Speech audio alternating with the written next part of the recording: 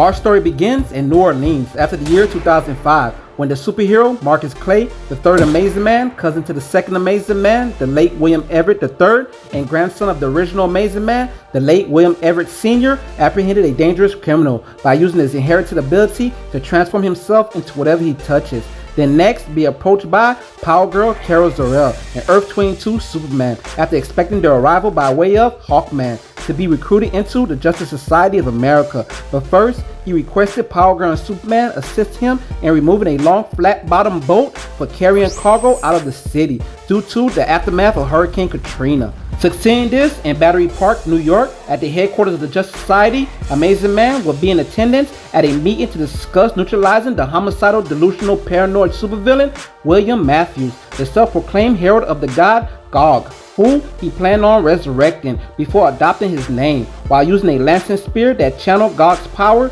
to blow holes through the chest of anyone he deemed a false god, like Superman. Subsequently, he felt the Justice Society fit that profile as he surprise attacked their headquarters, attempting to eliminate our heroes before knocking them through a wall into the city streets and continuing to engage them in a monumental battle where Power Girl would manage to knock the NG staff out of William's hand, which gave Amazing-Man the opportunity to grasp it and become the living embodiment of the staff itself, which unfortunately wasn't enough to finally end William's terror upon the time stream. When suddenly the Green Lantern Alan Scott and his son Todd Rice, also known as Obsidian, arrived to confront and attack William in order to assist their comrades against a seemingly unstoppable being, which would take the combined effort of all our heroes to take William back to the Democratic Republic of Congo in Africa, where the origin of his powers began, within an ancient temple under the African jungle, in order to free William from his vessel, which simultaneously and inadvertently caused him to get vaporized,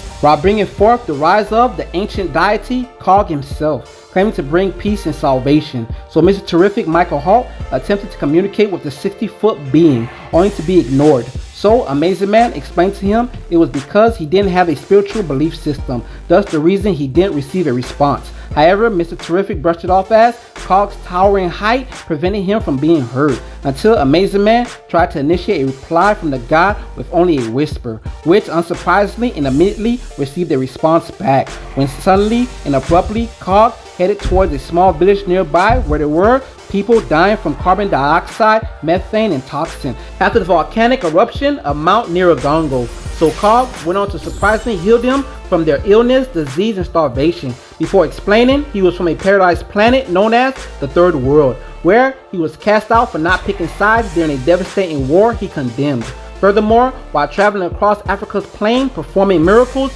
and changing barren lands into places of wonder, an influx of people began to follow him, with thousands on their way after hearing the good news. Meanwhile, the rest of the Justice Society and Justice League, along with the US military and United Nations, were on standby, just in case Cog revealed his true sinister motive. Interestingly enough, our heroes next joined him in taking down soldiers belonging to the Union of Congolese Patriots, who were savagely attacking and murdering a small village of refugees. Thereafter, our heroes continue to monitor Cog in hopes he doesn't start a war or reveal his true intentions, when suddenly more Congolese soldiers arrive, only to be transformed by Cog into trees bearing fruit and shade to provide those they have wronged, as a form of punishment other than death, to be a more suitable form of life. Unfortunately, our heroes will be once again attacked by rebel forces that ended up taking the life of Lance Corporal David Reed of the US Marine, who was part of the JSA. Following this, Cog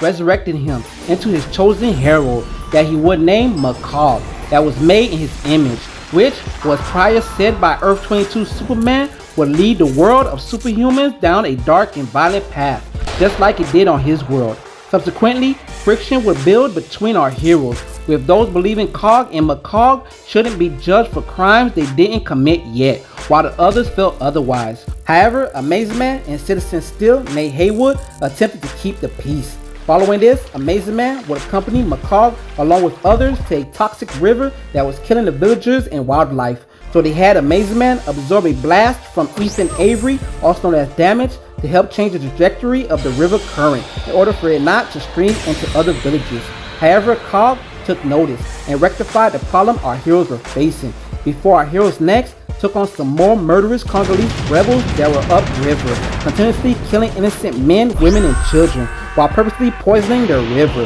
which McCall in a fit of rage was going to throw 2 of them into, so they could suffer the same fate their victims endured. Until Amazing-Man stopped him from committing murder and going against the Justice Society moral code when abruptly Cog intervened and shockingly transformed all the rebel soldiers present into water to flow into the river they contaminated in order to somehow purify it. Nevertheless, on the 6th day, after many miracles performed by Cog, he would demand our heroes and followers to get on their knees and start worshiping him. However, Amazing-Man refused and suggested the others do the same. So Ethan had to flash J. Jarrett quickly remove the villagers from the area before our heroes attacked Cog. After discovering, he rooted himself into the planet, holding it hostage. So on the 7th day, if the people of Earth doesn't worship him, he will leave while simultaneously ripping the planet apart, killing everyone. Unsurprisingly, after a grueling battle, our heroes will prevent that from happening by uprooting him